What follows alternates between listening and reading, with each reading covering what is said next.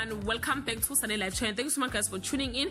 I'm here to update you of what's going to happen on Generation The Legacy from the 21st to the 25th of December 2020 on Monday. Jack gets a surprise visitor and she is feisty as ever. Things just aren't the same in the Diale house. Bonga had a lot of practice manipulating his mother on Tuesday.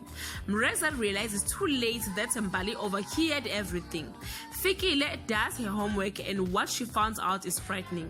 Nkaba isn't telling Chris what he wants to hear on Wednesday. Kokflo and Cosmo wait anxious for the news. Notle is very protective of her new friend. A hit takes place right in Sikalo Court on Thursday. Wuzondi were managed to soften Teddy's cold heart this time. Ben is furious after Bonga's revelation. Lisa is pleased about an invite until she hears there is an ulterior motive on Friday. Is a power outage going to ruin the Diale's Christmas party or Christmas plans? Pele and James desperately try to piece a puzzle together. The Christmas festivities goes pear-shaped when the youngsters are caught in the act.